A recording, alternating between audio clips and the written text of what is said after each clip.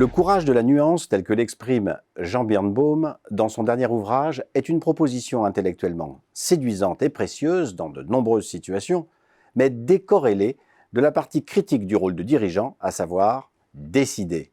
Car décider, c'est précisément trancher dans la nuance. En pratique, le temps de la décision et celui de l'instruction ne s'inscrivent pas dans les mêmes registres. En décidant, on tranche, en instruisant, on explore et on expérimente.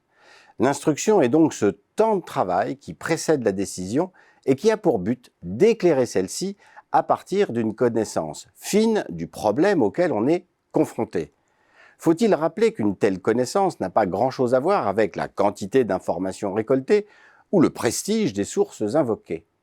En revanche, elle est nécessairement le fruit d'un raisonnement exigeant, sélectif et courageux.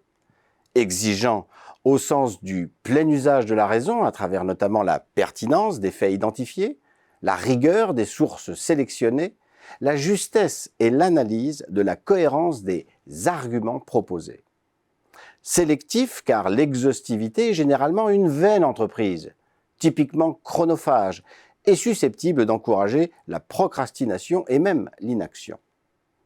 Mais l'exigence et la sélectivité seules sont insuffisantes. Encore faut-il faire preuve d'un certain courage, notamment pour douter des apparences, se méfier de ce que l'on appelle communément le bon sens, ou plus fatalement le sens de l'histoire.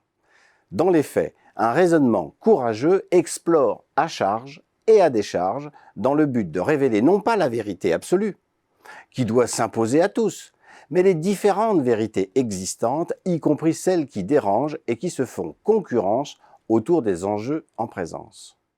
Voilà pourquoi un raisonnement courageux est enclin à faire un usage approprié du fameux « en même temps ». Un « en même temps » qui n'a rien à voir avec la lâcheté, l'hésitation chronique ou la recherche pathologique d'une solution médiane à l'origine de tant de décisions indécises. Le « en même temps » dont il est question ici est celui qui permet d'avancer la réflexion en tenant à bout de bras des forces contraires, en acceptant les ambiguïtés manifestes de la vie sociale afin de rendre justice à la complexité des questions auxquelles sont nécessairement confrontés les décideurs. La qualité de l'instruction dépend donc essentiellement de la nature exigeante, sélective et courageuse du raisonnement à l'œuvre. Mais les hommes et les femmes de pouvoir ne sauraient se contenter de ce temps dédié à l'instruction. Le moment venu, le courage de la nuance doit laisser la place à la vaillance de la décision.